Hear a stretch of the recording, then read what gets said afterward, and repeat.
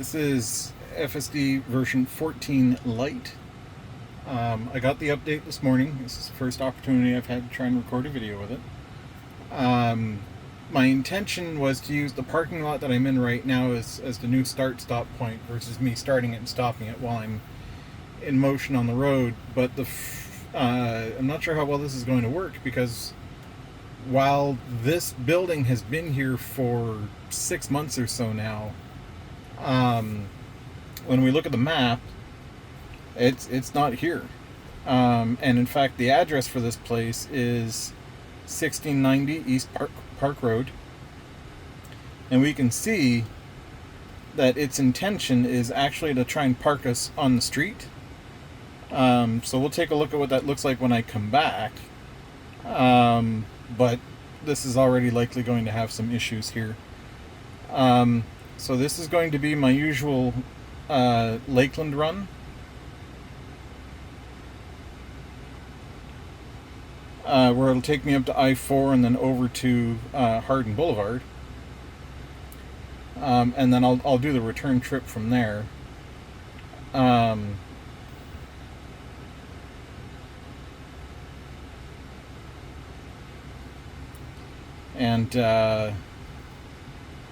Yeah, so we have the start self-driving button. It knows that we're going to end up in a parking lot. We're going to have it park when we get there.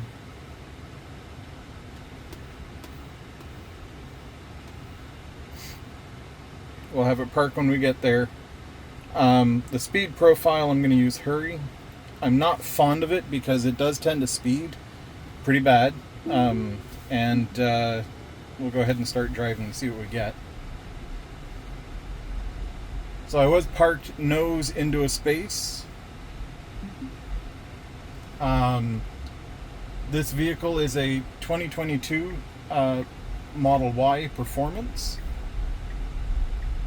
Okay, yeah, see, none of this is mapped. It's already off to a bad start. It's trying to figure out its way out of here. We can see the line is it's trying to use the softball stadium, but that's not going to work. So we'll drive it out of here manually, I guess. It's map data is, personally, in my opinion, the absolute largest failing of FSD at the moment. There doesn't seem to be any real consistency to how it attempts to, or to how Tesla tries to update the navigation data. There doesn't seem to be a way that we can contribute to it in a meaningful capacity. The running theory has always been, oh, go update OpenStreetMaps and blah, blah, blah, blah, blah. But I know this place is on OpenStreetMaps, and it's been there for a while. Let's try turning it on here and see what we get. So in an ideal world, it needs to turn at this stop sign. There we go. But obviously, if you end up at a place that's a new construction, or you're trying to go to a place that's new construction, FSD is going to have issues. And that's, for as long as I can remember, that's been the case. We need to be turning left. There we go. That's not great. When they retooled this road, FSD originally tried to go over the hash marks, but that was FSD version 12.6.4, and it's since adjusted and gotten better since then.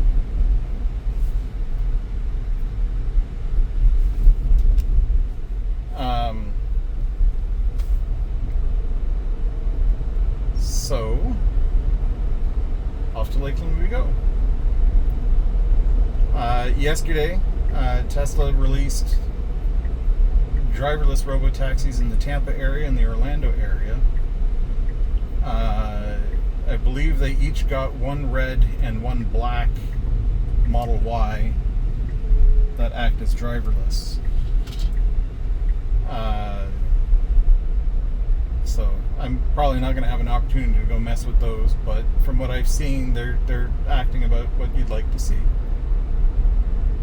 I did do one drive with this v14 Lite earlier, and I had a brake pulse. Not even a pulse. It slammed on the brakes straight up. But when I got to my destination, there was some white crud on the camera lens. I initially thought the windshield was chipped, but I was able to scrape it off. But yeah, I don't know if it was because of where I was, which was passing a National Guard facility, or if it was because of something else. But yeah, it slammed the brakes really hard. I've also had an issue where it keeps wagging the steering wheel a little bit, like the alignment's off, but I know the alignment's fine. It's like it's trying to combat the fact that it usually leans to one side a little bit.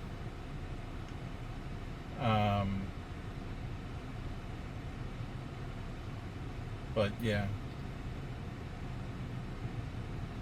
There was also another spot where it tried to save 2 seconds by avoiding a traffic light, and it didn't really do anything. But that's the nature of FSD, is that the logic behind the pathing or the routing that it takes is to try and avoid traffic lights where possible, if possible. And it can result in some weird pathing.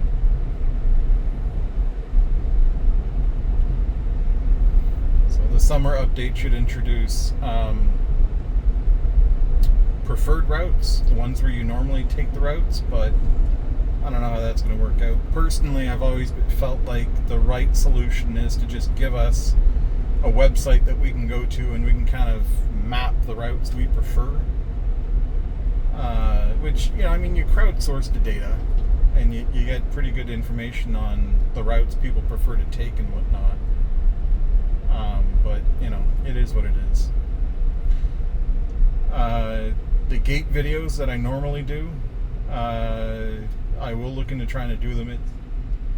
The gates that it's handled, that it's gone through so far, it's done a really good job of. But we'll have to see what it looks like when we start doing a variety of the testing. I'll probably try and do that tomorrow or this weekend at minimum. But yeah, as a hardware 3 car, knowing that it can concatenate the commands now, where it can throw the car in reverse and take it out of park, put it in reverse or drive, and then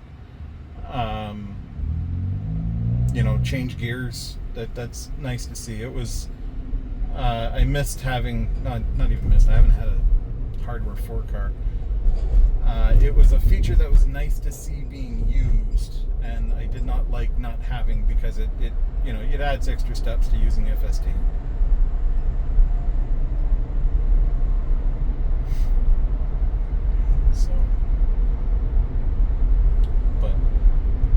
So far it seems better, more reliable, albeit aside from, mapping problems, which it'll be interesting to see how Tesla finally decides to figure that one out. They need to be able to pull mapping data a lot faster than what they're currently doing.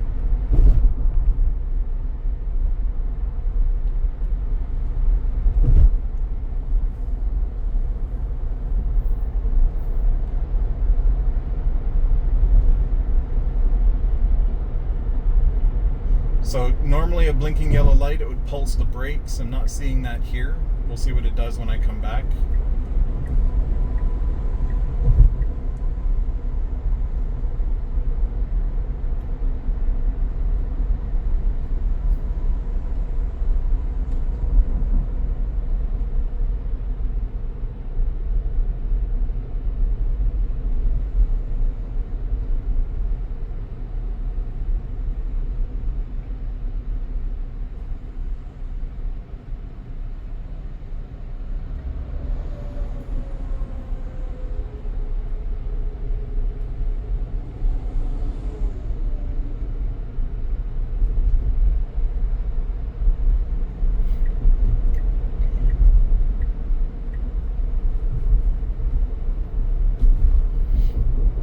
it's like the exit lane on the other side of this interstate has been retooled. There's like a lot of changes in the last 17 months, right? So it's tricky for me to do basically this is like a rebaselining video, assuming we continue to get v14 Lite updates, but we'll see what happens.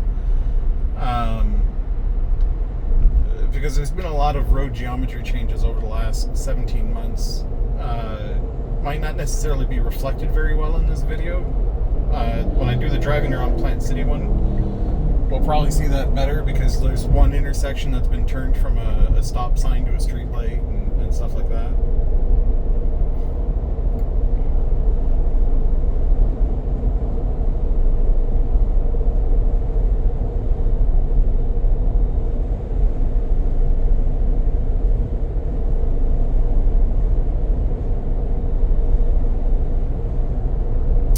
Can't think of the last time I've been to the destination that I'm going to, but it's been the destination that I always use as the first drive for a new version of FSD, so I'm just trying to mirror what I've done in the past here.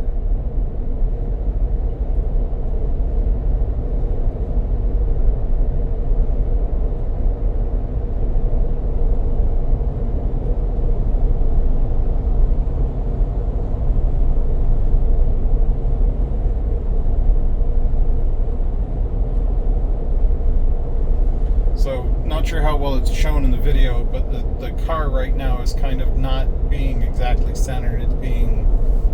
It's pulling to the left a little and then recentering. It's pulling to the left a little and then recentering. Which honestly is making me a little seasick. So I don't know what the deal is there.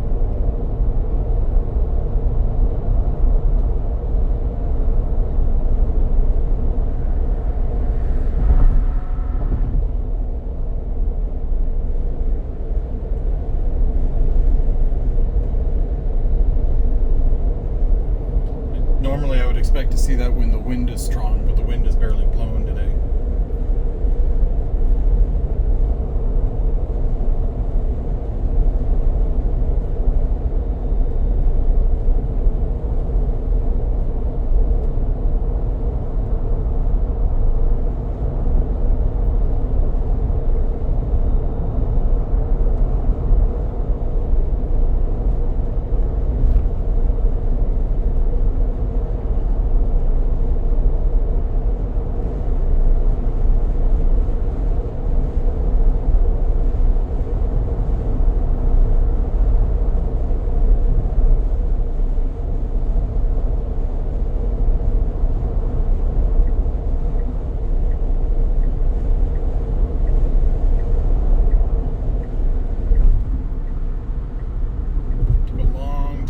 Change lanes, but it did.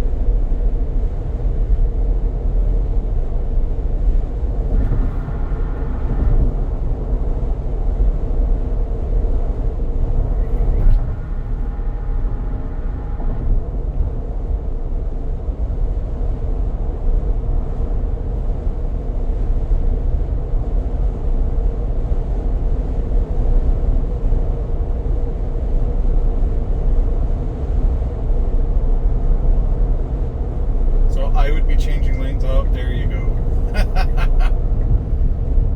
I was gonna say that I would be changing lanes away from the on-ramp lane, and right around the same time that I would have done it earlier, but it did finally do it. So around about where my limit was on tolerance of waiting for it. Too many warehouses getting built in this area.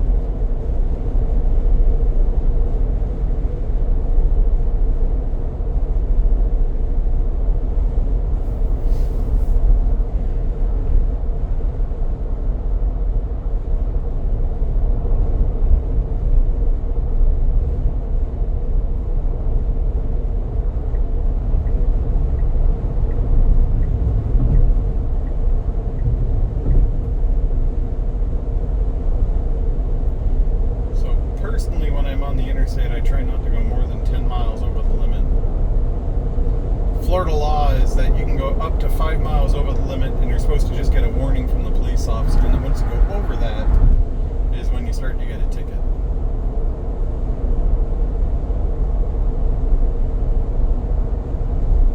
So 10 miles an hour seems to be okay. If you're going more than 10 miles an hour over the limit, seems to be when the police go after you. So that lane change was good. So here, one of the issues we typically always have in the past is it tries to go for one of the barreled exits. So it needs to stay in the left lane. No, you gotta go left. There you go. Hard correction, but it did correct. This is not a functioning toll booth, so I'm going to hit the accelerator to have it keep going. All of these toll booths are SunPass only or toll by plate now, I believe.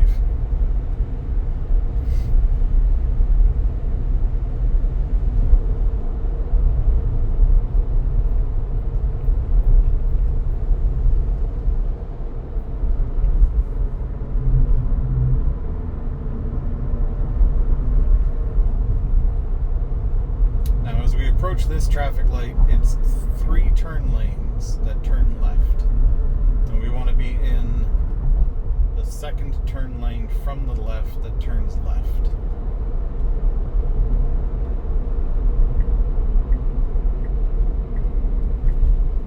Yes, this is the correct choice. Now we need to stay in this lane.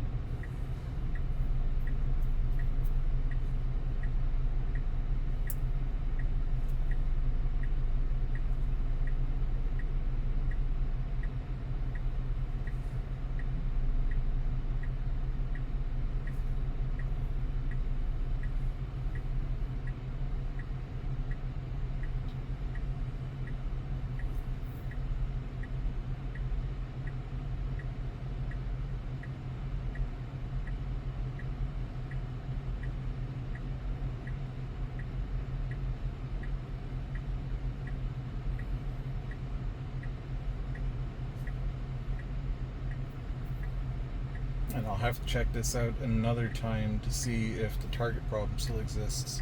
The target problem is right after you turn here, there's a target on the right.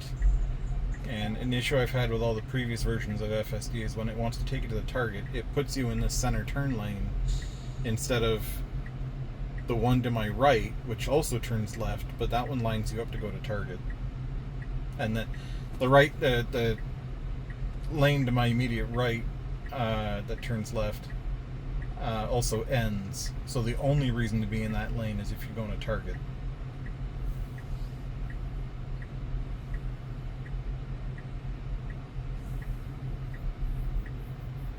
Well, Target, gas station, other stuff in the area. But it ends basically at the target.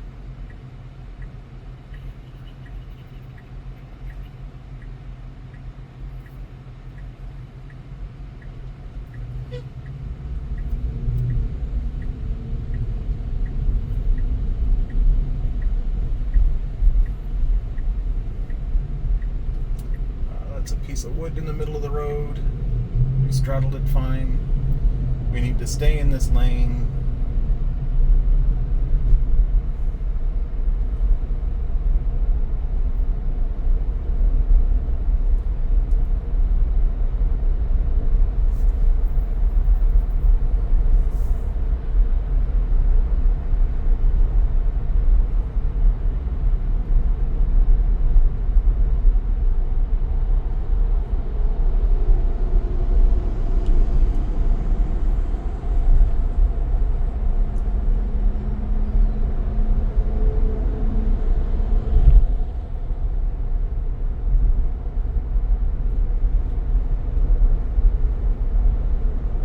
So one of the other things FSD 14 Lite does is as you approach your destination, it takes you out of the full screen view and shows you basically the last mile to your destination, which personally I appreciate.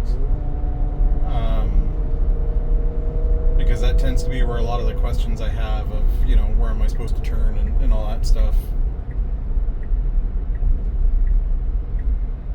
Something like this where I'm familiar with it, less so, but if I'm going, like when I'm on the road and I'm trying to hit up a supercharger and I'm not familiar with the supercharger I'm going to, then I always have to pull it over and look at the map so I can get a better idea as to what's going on. Now the pin that I put down specifically should have me making an immediate left after I take this turn, and then it should try and park near the dumpsters over here. I do not have a stop sign, but apparently they don't care. And it should park me in one of these spaces just to my left. No? Okay, what are we doing? That's not where I put the pin.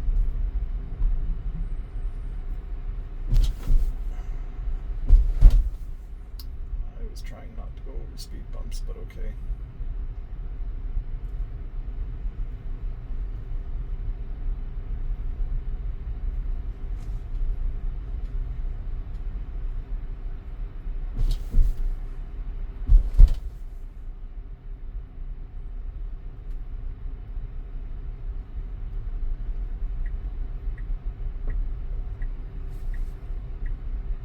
Really? I would have thought you would have backed into one of these parking spaces. That is not a good parking job. Don't stop, you need to correct.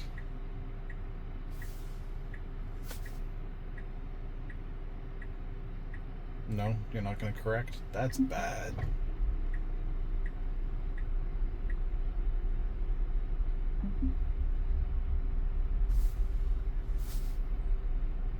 No, that's still bad.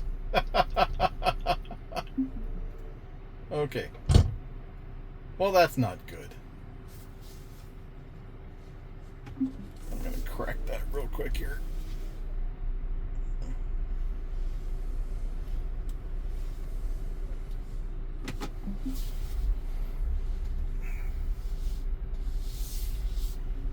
It's been a while since I've had to park nose into one of these spaces. Normally I always back in. I don't know why I didn't try to back in. It would have been easier on itself, I think. Okay, so while we're stopped, one of the other things that version 14 Lite gives us is self-driving section.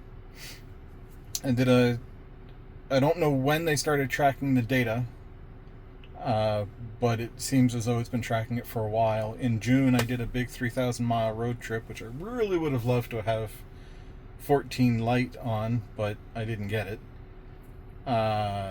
So, you know, the longest streak is the drive we've been on right now. Of course, I just ruined it by having to fix my parking. I had another good streak earlier which got ruined because the car tried to pull over on the side of the road, crushing a plastic cup that someone had left, like one of those plastic cups you get from IKEA, basically. So now we will tell the car to go back to the Rick Lott Community College Center, whatever. But I don't want either of those routes. I wanted this to take I-4 back. I don't know why I'm not getting a third option. Okay. I'll fix it once I get on the once I get on the toll road. So now we're going to do this in reverse. We'll hit start self-driving because we know what this parking lot is like. Now we know that the exit is this way, and it should actually take us out of the parking lot properly.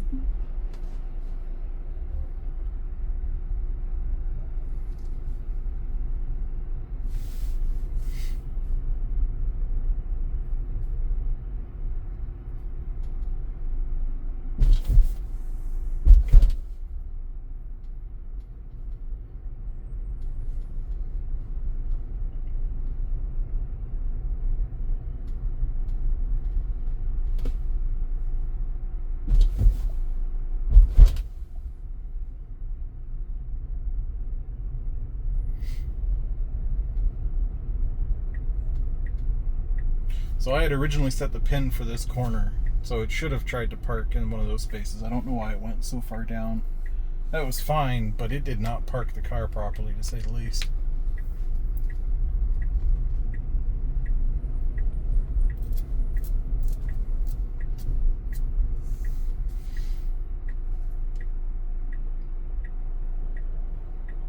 So there is no traffic from my right, and now there's traffic to my left. And we should be good to go after this pickup truck here, and away we go.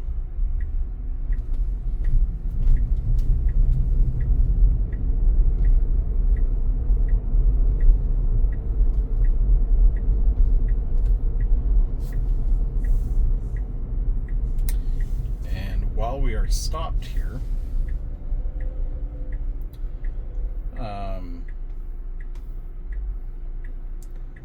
this maneuver has been problematic in the past. 12.6.4 had it figured out pretty well. But the idea is that I need to get into this rightmost lane here before this turn spot. And then once I get into here, this bottom lane will continue straight. And then it turns into a turn lane. But it basically needs to cross 1, 2, 3 lanes within a very short, I don't know, 150 feet, 200 feet, to get back on the toll road. So we'll see what it does. And then once I get on the toll road, I'm going to pull up the navigation and see if I can tell it to take I-4 back.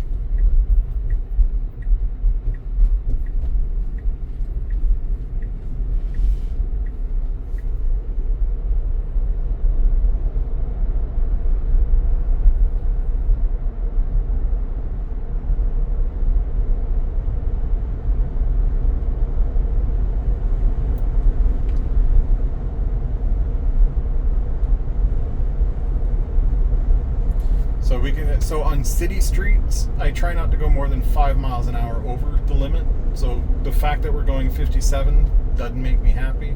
If my wife was in the passenger seat, she'd be telling me to slow down. I can already tell you that my wife is going to complain about it when she gets this on her car.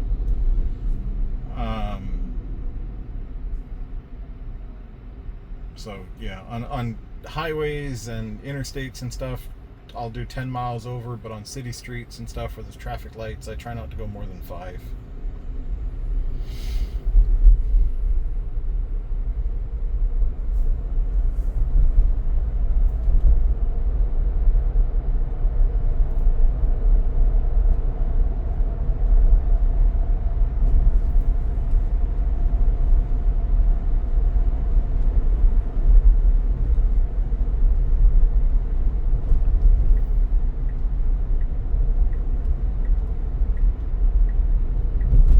So, if this light turns green, then this maneuver should be really easy. If the light stays red, then we need to make sure that we're not going to get smacked by cross traffic, which we're okay. So it should just go hippity-scoot over. There we are. Great.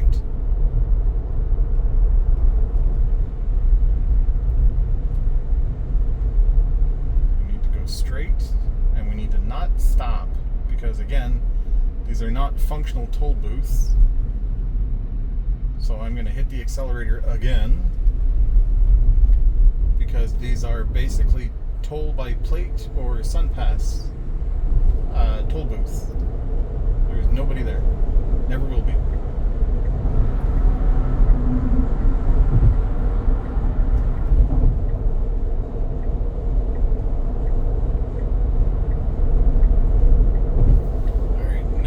Let's see if I can force this onto I-4.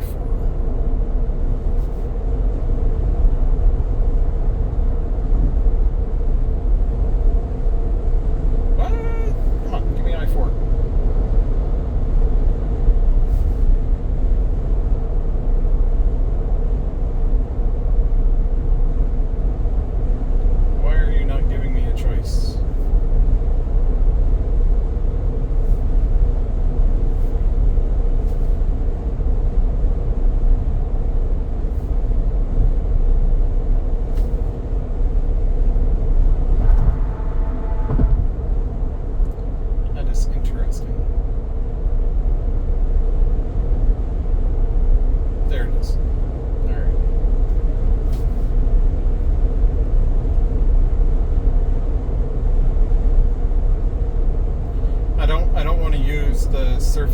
normally I would want to, because that road is a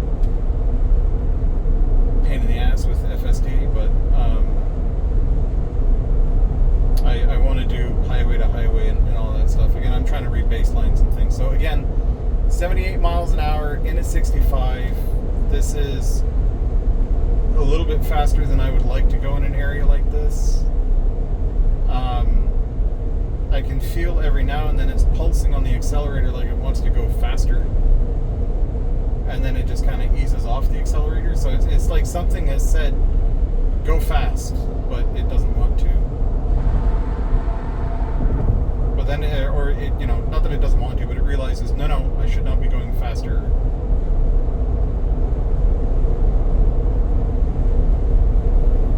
And there's nothing that tells me what the max speed the car will go. I can shoot the scroll wheel down, and it's interesting. So the scroll wheel changes the driving profile,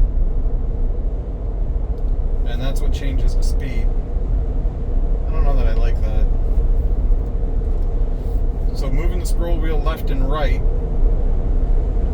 changes the speed profile, and moving the scroll wheel up and down changes the speed profile. I don't know. Not a fan of that.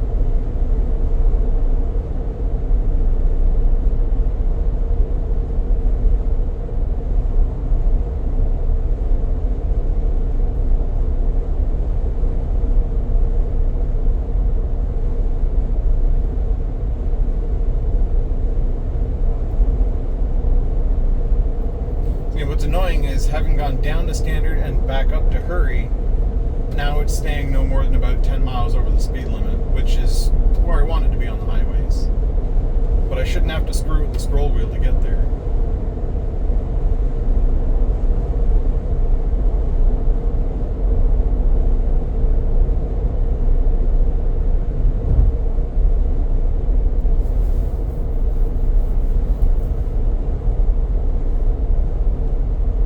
So right around this time, I would be getting into the left lane. Both of these lanes merge into one lane. And it's just easier if you go ahead and get into this lane. Otherwise, you'll piss someone off up there, because everyone's trying to get over here anyways. It's all jockeying for position.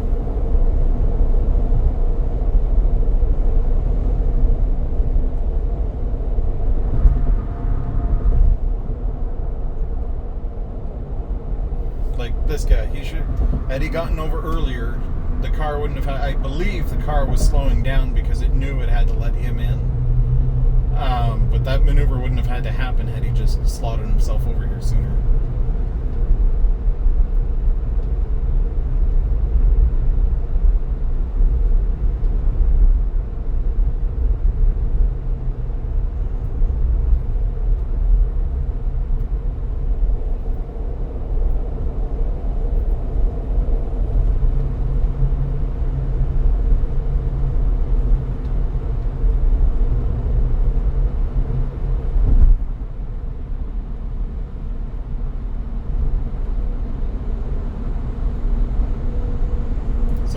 That SUV up ahead is crossing over the lane divider to change lanes. That's not good. FSD 14 handles that well. A lot of Teslas on the road these days. Holy cow. I remember just 5 years ago you barely saw them. Now it's like just another car.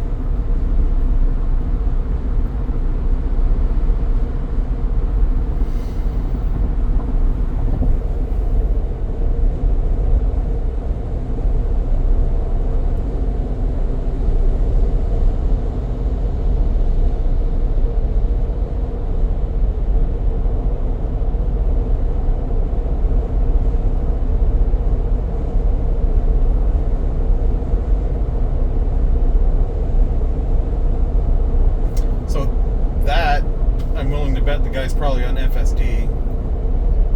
That kind of lane change dance is pretty common.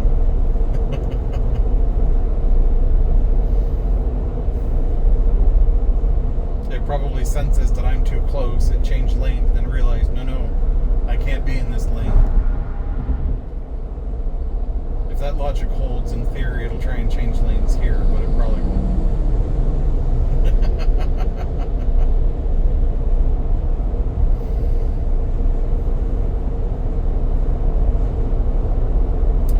So historically, at about the 1.5 mile mark is when it tries to get into the center lane.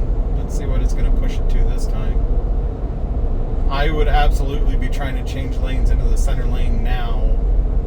I would have done it behind this truck and then gone one more over.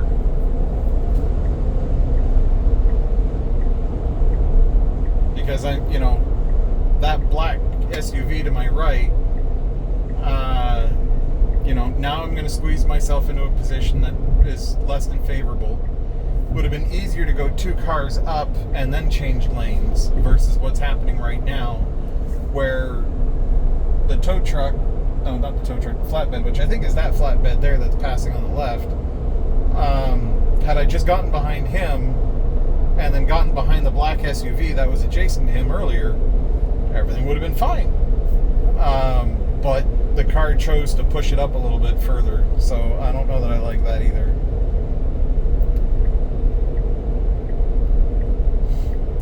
So this exit was restructured.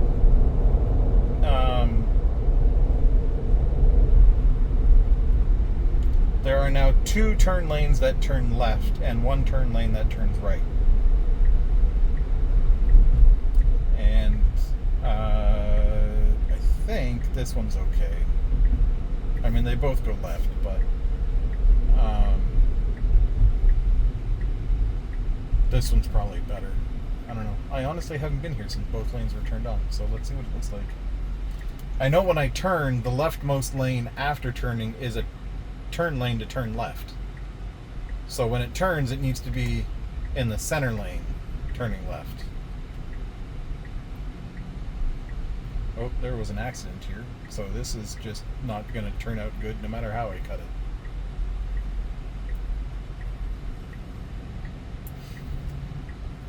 Womp womp.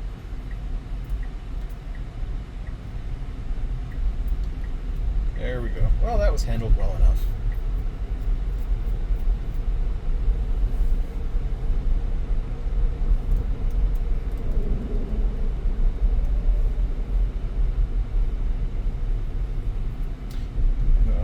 Ran something over, but it was at a low speed, so it should be fine. So now, historically, what's happened when I approach this blinking yellow light that's up ahead, actually it's red.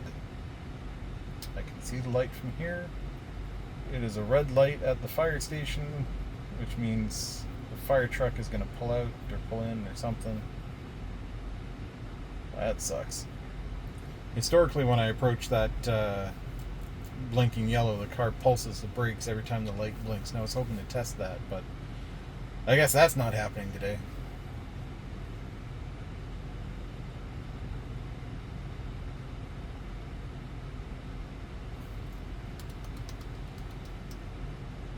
Oh, there's a police car behind me.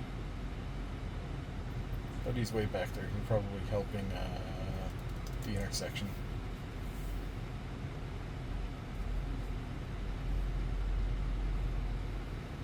Oh, you know what? That light's red because the fire truck is being released to go assist the accident that I just passed because there was no fire truck there.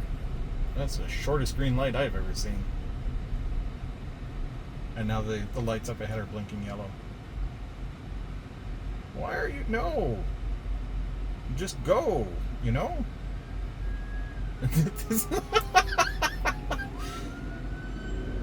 Everyone becomes such idiots the instant emergency vehicle sirens can be heard.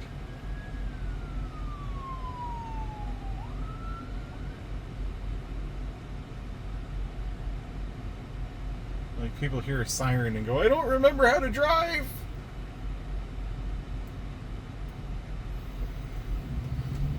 Alright, so historically when I go through this blinking yellow light up ahead here, the car pulses the brakes. So let's see what we get.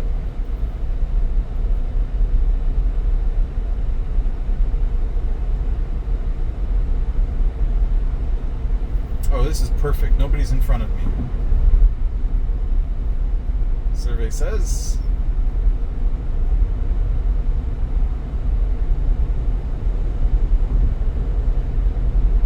not as pronounced. I could live with that.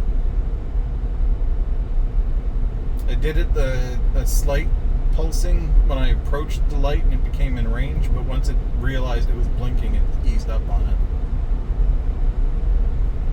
So I can live with that.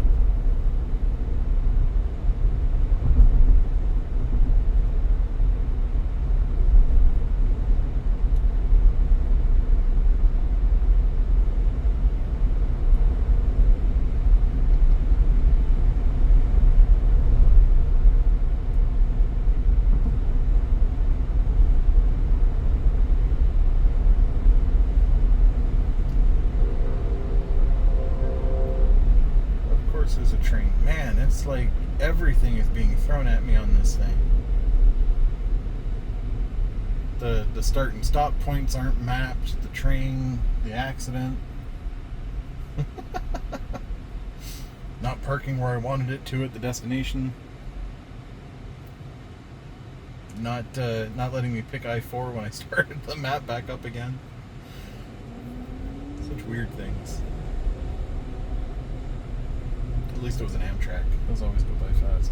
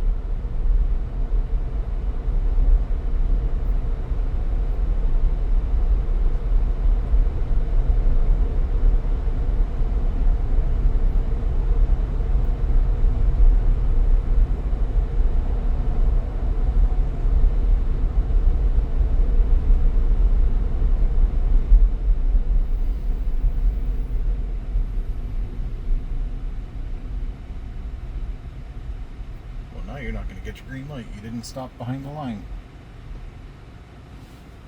And the guy behind you stopped 2 cars back. Oh well. That's why we need autonomous driving, is so that people who don't know how to drive don't have to drive.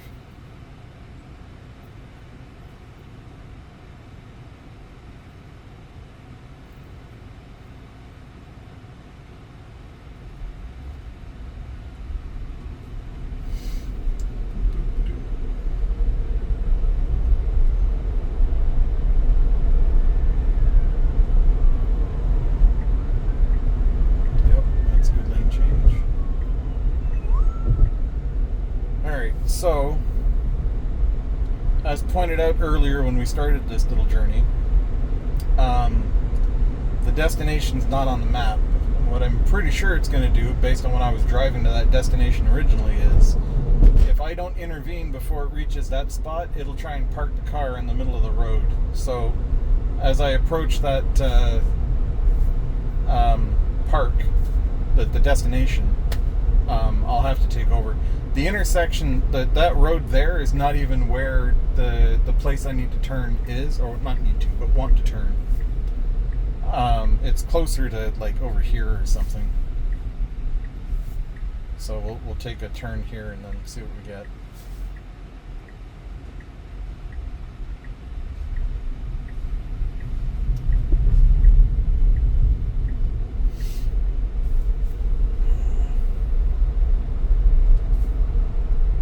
So there is one vehicle behind me, so I won't play out the parking scenario, but if it starts to slow down and try to park, obviously I will disengage and then go park at the place. So it's slowing down for the train tracks. And no, we can't can't turn there. Let me turn here.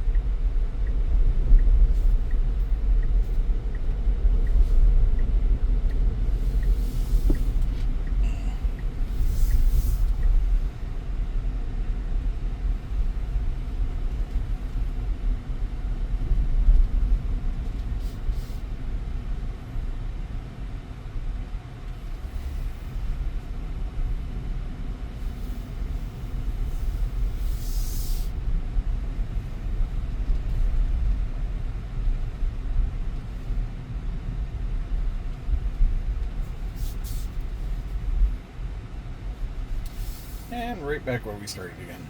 So as a whole, better. I really like the automatic going into reverse and going to the destination and parking and all that stuff. Not shown on this video, it handles the gates a lot better. But there's obviously a lot of anomaly things still. When I approach the toll booths, it acts like it's going to stop. Which I get. Normally there's a person in the toll booth, but not these toll booths. When it got to the destination over in Lakeland, it did a really bad parking job, which I assume is because I don't have a front camera to help it park.